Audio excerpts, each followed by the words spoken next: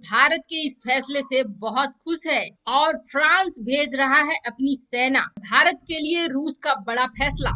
चीन के सामने आई ऐसी संकट जिसकी वजह से अब ताश के पत्तों की तरह ढह जाएगी अर्थव्यवस्था चीन की। आइए जानते हैं इन खबरों को विस्तार से। भारत के एक के बाद एक ताबड़तोड़ फैसले, कई व्यापारिक बैन, हाईवे जैसे प्रोजेक्ट से चीन को बाहर निकालना और उसके एप्लीकेशन पर बैन। इससे भारत कोशिश कर रहा है कि अर्थव्यवस्था पर चीन की चोट पहुंचाई जाए। लेकिन भारत में ही कुछ लोगों का मानना है कि ऐसा करके भारत उनकी नहीं बल्कि अपनी अर्थव्यवस्था पर चोट पहुंचा रहा है। हालांकि आपको बता दें, चीन बहुत ज्यादा निर्यात करता है भारत को, और अगर ऐसे मामले में हमें नुकसान भी हो रहा है तो यह नुकसान लंबे समय में फायदा देगा। कैसे, तो आप सीधे सीधे जानिए।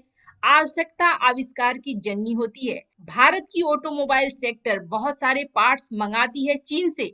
अगर चीन से ये चीजें आना बंद हो जाए तो जाहिर सी बात है भारत में इसका उत्पादन होगा। टिकटॉक बैन होने के बाद जिस तरह से भारत की एप्लीकेशन बहुत तेजी से डाउनलोड हो रही है, तो भारत का एप्लीकेशन अब चलेगा। ऐसे में अभी तत्कालीन रूप से अगर हानि भी हो रही है तो आने वाले समय में भारत को लाभ होगा। इसलिए भारत का यह कदम सही है। हम सभी को सरकार के इस कदम का स्वागत करना चाहिए। अब आपको बता दें, भारत के इस कदम से जो देश बहुत ज्यादा खुश हुआ है वह है ऑस्ट्रेलिया। ऑस्ट्रेलिया ने कहा है कि भारत ने चीन के साथ मेरा बदला ले लिया है। आपको बता दें, ऑस्ट्रेलिया अपना बहुत ज्यादा माल सप्लाई करता था, बेचता था चीन को, और चीन ने उसमें बहुत सारे बैन लगाकर, टैक्स लगाकर ऑस्ट्रेलिया को हानि पहुंचाई। अब वही हानि भारत ने चीन को पहुंचाई है, क्योंकि चीन सबसे ज्यादा निर्यात करता है भारत को। ऐसे में ऑस्ट्रेलिया ने यह बयान भी जारी करा है कि इस वजह से अगर भारत में किसी तरह की समस्या पैदा होती है चीजों की, तो ऑस्ट्रेलिया साथ देगा। ऑस्ट्रेलिया का यह बयान बहुत ही महत्वपूर्ण है। द प्रिंट में छपी एक खबर के अनुसार ऑस्ट्रेलिया ने इस पर खुशी जाहिर करते हुए कहा है कि भारत ने मेरा बदला लिया है चीन से। जिस तरह से चीन ने मेरे साथ करा उसी तरह से भारत ने चीन के साथ करा, यानी चीन को अब बराबर झटका मिलेगा और भारत के लिए हम लोग खड़े हैं।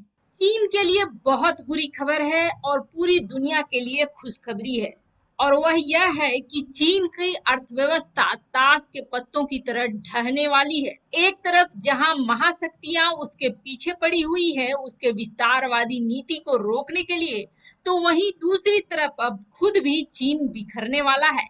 कैसे, तो आपको बता दें, चीन को अगर घोटालों का देश कहेंगे तो इसमें कोई बड़ी बात नहीं होगी। चीन में जो सत्ता पर बैठे हैं लोग, वो इतने बड़े बड़े घोटाले करते हैं कि चीन को सालों तक उस घोटाले का बोझ ढोना पड़ता है। और इसी कड़ी में अब चीन में एक बड़ा घोटाला सामने आया है, सोना का घोटाला। और इस सोना का घोटाला किसने किया, तो किंग गोल्ड नाम की एक कंपनी ने किया। आपको बता दें, किंग गोल्ड नाम की एक कंपनी ने बहुत सारे घोस्ट सिटीज बनाए। घोस्ट सिटी का मतलब यह होता है कि रहने वाला कोई नहीं है और बड़ी बड़ी बिल्डिंगें तैयार हो गई हैं, और उसमें बनाने में अपने निवेशकों के बहुत ज्यादा पैसे डुबा दिए। अब उन फ्लैटों की बिक्री नहीं हुई, उन इमारतों की बिक्री नहीं हुई, तो उसका रिटर्न भी वापस नहीं आया। इसके बाद किंग गोल्ड ने इसकी पूर्ति के लिए कॉपर पर सोने की परत चढ़ाई, और वह परत चढ़ाकर बैंकों को दे दिया, और बैंकों से उसके बदले में 16 बिलियन युआन ले लिया, और यह 16 बिलियन युआन उसने फिर से खर्च कर दिया। यह सोना घोटाला हाल के इतिहास में सबसे बड़ा सोना घोटाला कहा जा रहा है, क्योंकि 83 टन सोना चीन के सालाना सोने उत्पादन का 22% हिस्से के बराबर है, और 83 टन सोना चीन के कुल गोल्ड रिजर्व का 4% है। और ऐसे में इस सोना घोटाले के सामने आने के बाद इस बात का डर ज्यादा बढ़ गया है कि चीन के कुल गोल्ड रिजर्व का 4% हिस्सा नकली हो सकता है। किंग गोल्ड के मालिक जिया को इस घोटाले का सबसे बड़ा फायदा मिला, जिसने कॉपर के बदले बैंकों से 16 बिलियन युआन का कर्ज उठा लिया। बाद में जैसा उम्मीद किया जाता है वैसा ही हुआ। किंग गोल्ड ने कर्ज चुकाने में आनाकानी करी और ऋणदाताओं को गिरवी रखे सोने को बेचने की प्रक्रिया शुरू करनी पड़ी। अब इस साल फरवरी में चीन के जब एक बैंक ने किंग गोल्ड के दिए गए सोने को बेचने की कोशिश करी तो पता चला वह कॉपर है। इस खबर के आने के बाद किंग गोल्ड के और भी जितने ऋणदाता कर्ज देने वाले बैंक थे उनकी तो सिट्टी पिट्टी गुल हो गई। जब उन्होंने भी किंग गोल्ड द्वारा गिरवी रखे सोने की जांच की तो पता चला कि कई महीनों से उनके पास जो पड़ा हुआ है कॉपर का बोझ है। किंग गोल्ड चीन की सबसे ताकतवर कंपनियों में से एक है जिसके चीनी सेना टीएलए से बहुत ही नजदीक के संबंध है। इसके कारण किंग गोल्ड को चीन में कुछ भी करने की छूट मिली हुई है। बैंक इस कंपनी को लोन देने से मना नहीं कर सकते हैं और इस घोटाले के सामने आने के बाद शायद इस कंपनी के खिलाफ कोई कार्रवाई हो पाए। किंग गोल्ड ने अभी तो इस घोटाले में शामिल होने से साफ साफ इनकार कर दिया है और इसी के साथ कंपनी की जवाबदेही भी खत्म हो गई।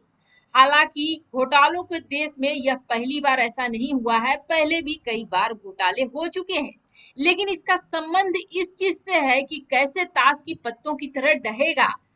किंग गोल्ड ने बर्बाद कर दिए हैं। खुद भी किंग गोल्ड बर्बादी के कगार पर पहुंच चुका है। साल 2019 में किंग गोल्ड अपना कर्ज नहीं चुका पाया था क्योंकि उसने चीन में हाउसिंग प्रोजेक्ट पर बड़े पैमाने पर पैसा खो दिया। अब जिन बैंकों ने किंग गोल्ड को कर्ज दिया है उसके ऊपर भी बर्बादी के बादल मंडरा रहे हैं और इन कंपनियों ने सरकार के साथ सरकारी इंश्योरेंस किया हुआ है, यानी कि इतने बड़े नुकसान की भरपाई कौन करेगा तो चीनी सरकार करेगी। यानी कि चीनी सरकारी इंश्योरेंस कंपनियां इस नुकसान की भरपाई करते करते बर्बाद हो जाएंगी। आने वाले समय में चीन के बैंकिंग की सबसे बड़ी परीक्षा होगी। बैंक्स द्वारा बड़े पैमाने में रियल एस्टेट कंपनियों को कर्ज दिया गया है और वैसा कर्ज जो घोस्ट सिटी बनाने में खर्च हो चुका है और ये कर्ज को चुकाने में अक्षम हो गए हैं कर्ज लेने वाले। ऐसे में बैंक अपने पास गिरवी रखी उस संपत्ति को बेचने की शुरुआत कर रहा है कि जो उसके पास है ही नहीं, यानी कि उसने सोना समझ कर लिया था लेकिन वह तो कॉपर है। यहीं से चीन की बर्बादी की कहानी लिखी जा रही है। जब से चीन ने गलवान घाटी में तनाव को बढ़ाया है तभी से भारत के मोर्चा संभालते ही कई देश भारत की मदद करने के लिए आगे आ गए हैं।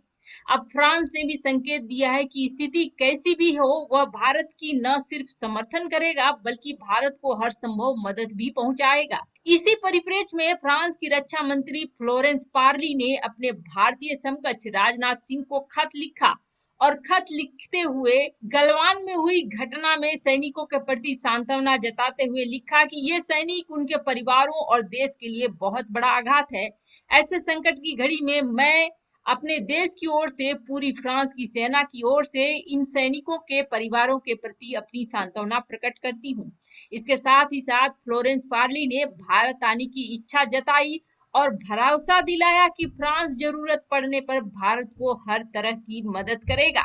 आपको बता दें भारत की मांग पर फ्रांस ने समय से पहले राफेल फाइटर जेट्स की पहली खेप भेजने को भी अपनी स्वीकृति दे दी है। इतना ही नहीं, इकोनॉमिक टाइम्स की रिपोर्ट को सही माने तो फाइटर जेट्स के लिए उपयोग में लाए जाने वाले air to air and air to ground missiles समय से पहले भेजने की तैयारी हो चुकी है। यहाँ पर ही फ्रांस नहीं रुका है।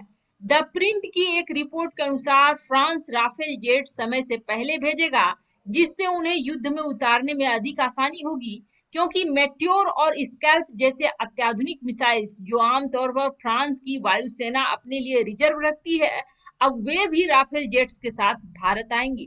पहले ये काम फाइटर जेट्स की पहली खेप डिलीवरी होने के कई महीनों बाद होना था लेकिन ये अब जल्द जल्द आने वाले हैं।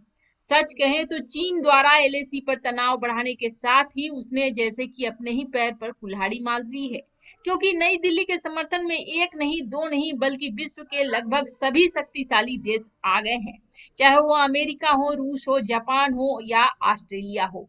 रूस ने भारत को $1 बिलियन के मूल्य का गोला बारूद, anti tank missile, air defence system और S-400 डिफेंस सिस्टम को तुरंत भारत भेजने पर अपनी स्वीकृति जताई है। इसके लिए उन्होंने राजनाथ सिंह के साथ एक अहम समझौते पर हस्ताक्षर भी किया है। इसके अलावा अमेरिका ने भी इंटेलिजेंस में सहायता से लेकर ऊंचे इलाकों में युद्ध के लिए अहम आर्टिलरी राउंड को तत्काल प्रभाव से भारत भेजने पर अपनी सहमति दे दी है। अब जब रूस, अमेरिका, इजराइल जैसे देशों ने भारत की सहायता का वादा किया है, तो फ्रांस ने साफ कर दिया है कि इस युद्ध में वह किसका साथ दे रहा है।